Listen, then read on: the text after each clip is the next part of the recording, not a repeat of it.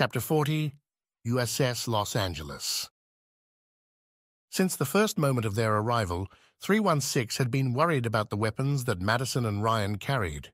His personal safety was never in question, but they might kill one of the few rare animals that still inhabited his damaged world.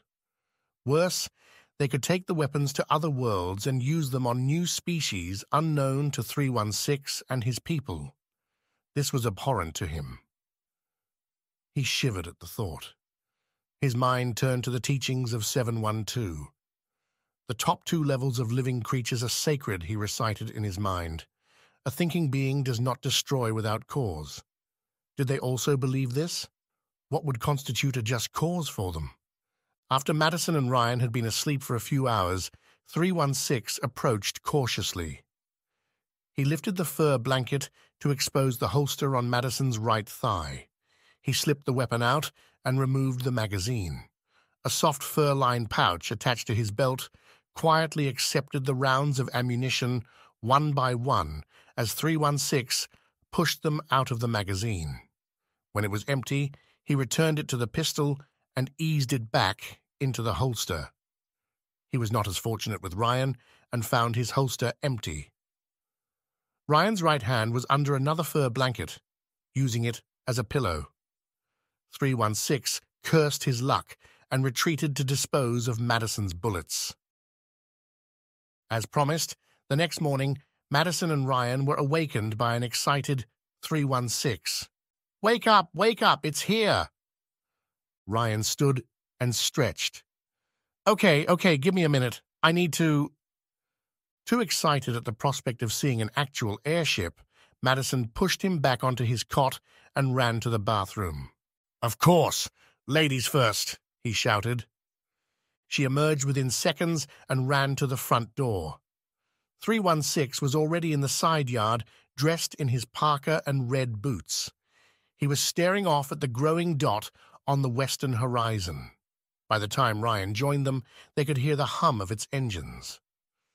"It has 5 engines for thrust and maneuvering," 316 said. "Is it not beautiful?" "It is," whispered Madison in awe. As it came closer, they got a better sense of its scale. Since 316 had only a line drawing to go by, he had accidentally made it twice the size of the largest airship ever built, and since the image was black and white, he made his version antique brass-colored, giving it a metallic look. It slowly approached and hovered over their position, blanketing the ground in a false twilight. A steel cage, suspended from a cable, descended to the ground. 316 gestured for them to enter. "I assume this type of elevator was used to get aboard. The book did not say." "No, they didn't do it this way, but this is better," said Madison, still giddy with excitement. "I agree," said Ryan, as the safety gate clanged shut. "This makes perfect sense." They peered through the bars of the elevator as it rose.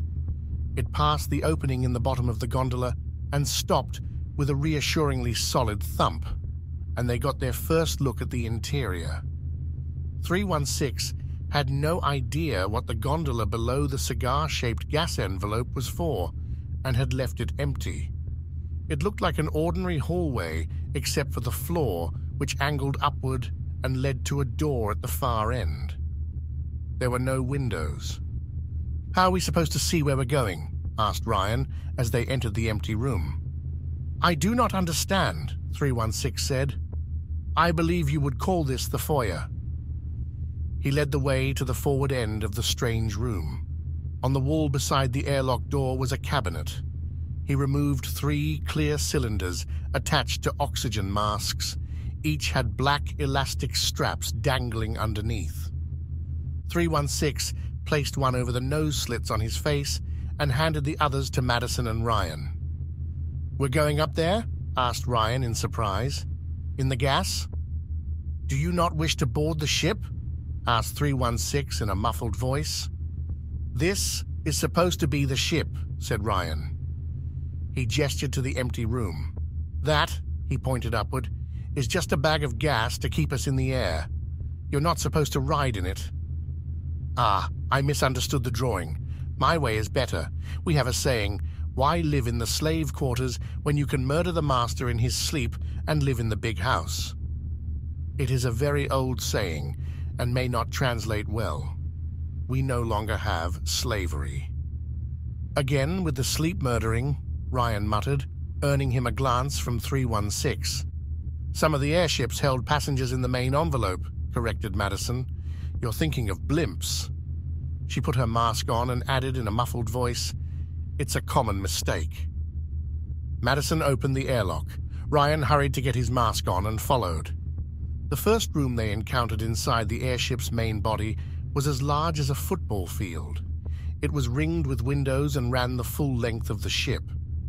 The center of the floor, except where the gondola attached, was also a window offering a vertigo-inducing view of the ground below. The area between the see-through floor and the walls was peppered with hundreds of couches made of soft, colorful material. Madison and Ryan slowly entered and took in the view. Ryan cautiously approached the glass floor, but quickly backed away. You're not afraid of heights, are you, Ryan? 316 said. Afraid? No. Do I like the idea of falling to my death? Also no. It's amazing, was all Madison could manage to say as she pressed her forehead against the angled glass on the closest wall. The snowy terrain below stretched to the horizon, interrupted only by 316's house. The immaculate white view was both beautiful and desolate. Wait, are we rising? She said, and turned back to 316. Of course, I am tormented with an everlasting itch for things remote, 316 said, and thrust a finger upward dramatically. We need to go back for the supplies, she complained. Fear not, Madison. The robots have loaded your device into the cargo area. He who hesitates is lost, or, as my people would say, he who hesitates is murdered in his sleep. Ryan laughed. I think I'm warming up to your sense of humor. Where did you learn that phrase? Asked Madison. And was that Milton earlier? I doubt that was in the dictionary. No, it wasn't Milton, said Ryan. I think it was Melville. Where did you hear that? Item number 37 in your inventory is an electronic device containing over 1,000 books. I had to repair it since it got wet, but it is fully functional now. I am already half done. Natalie, Ryan said to Madison. She must have thought we'd get stranded and bored, said Madison. You read 500 books in one night? Asked Ryan. Are there any stories about people murdered in their sleep? Asked Madison playfully. The corners of her mouth betrayed the faintest hint of a smile. Surprisingly few, said 316 seriously. It is a hole in your cultural tapestry which I may fill one day. Come and see the bridge. It's up at the bow. This way. The view is better there. Better than this? That's hard to believe, said Madison. It would have taken a full 10 minutes to walk the complete length of the nearly half-mile-long ship, but the gondola was attached at the forward quarter, so the bridge was only a few hundred feet away. The floor began to slope upward as they approached the bow. The bridge was on the other side of an opaque purple wall with a pair of airlocks restricting entry. They cycled through the closest airlock and entered the 300-foot wide, hemispherical glass room. Madison was stunned. She turned to see that Ryan was equally impressed. The hull in front of them was transparent, and even the floor allowed a view of the ground below. Several brightly colored seats were arrayed in front of the spectacular panorama. They resembled beanbags chairs on stilts. Their seats were covered in the same synthetic fur that 316 had on his parka. The bright primary colors of the chairs were the only break in the view through the translucent hull, and they seemed to be floating in mid-air. Ryan looked up and lost his balance. The glass surface stretched to the ceiling 100 feet above the floor. 316 removed his mask. The bridge is pressurized and has more oxygen, but your voice may sound a bit higher than normal from the helium. Madison and Ryan removed their masks and tested the air. It was odorless, and Madison felt no adverse effects after a few breaths. How long is this thing? asked Ryan in a chipmunk voice. Madison giggled, which also came out as a squeak, causing more giggling.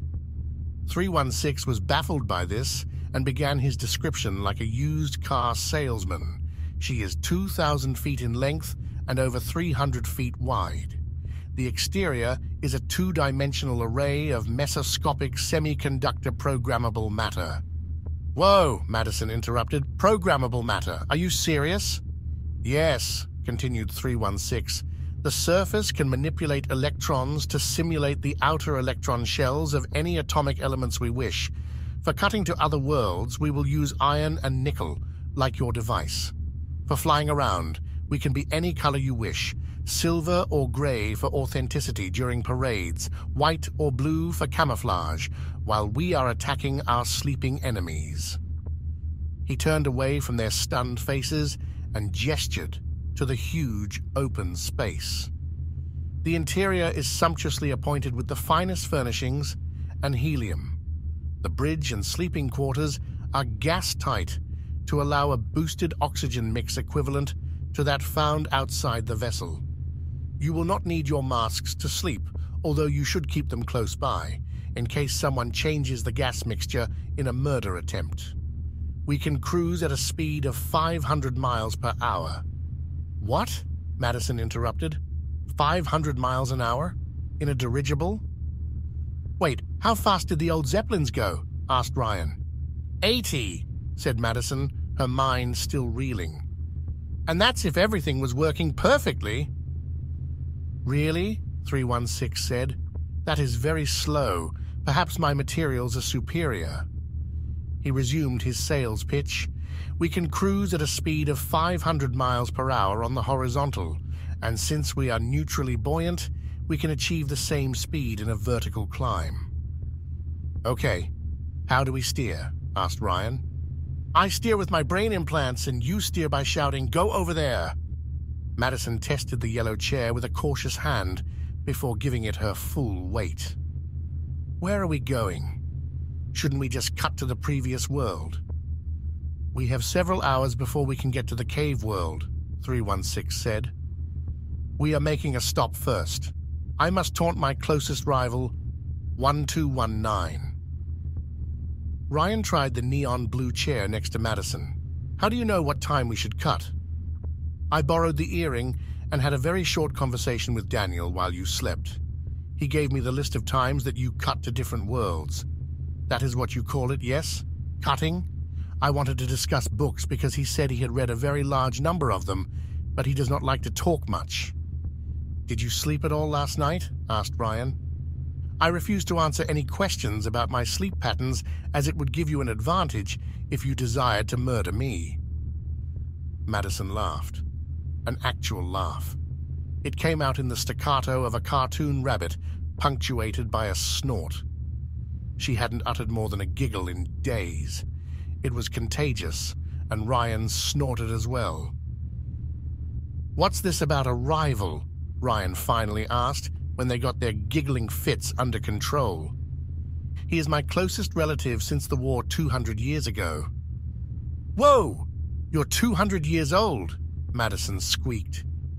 235, he corrected. I understand your species has not cured the aging disease yet, and for some of your short lives, you are unable to breed? Yeah, that's true, said Ryan. You mean you never age and can reproduce at any time? That is correct. For us, there is no old. So there is also no too old to breed, 316 said. Since your species can only breed for a short time, you must think of nothing else. Well, that is kinda true, said Madison flatly. There! 316 shouted and pointed to a spot on the ground several miles ahead of their current position. They had been steadily gaining velocity and altitude since they boarded, and the landscape was now disappearing beneath the ship at 400 miles per hour. 1219 was 316's third cousin. They had the kind of friendly rivalry common in their society. By human standards, it was shockingly violent and would undoubtedly have resulted in lawsuits, emergency room visits, and restraining orders. They reveled in causing each other non-lethal injuries as well as countless petty thefts.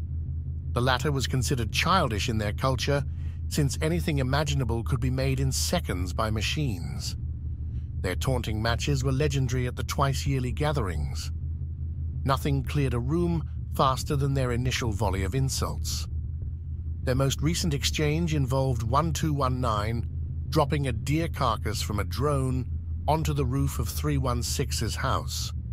The angry hornets sewn inside it were only released after 316 managed to pull it down to the ground. 1219 was due for a reprisal. As they approached the home of 1219, he emerged from the house in search of the source of the noise. 316 pitched the ship forward and buzzed the house. His cousin dropped to the ground as the massive ship passed overhead.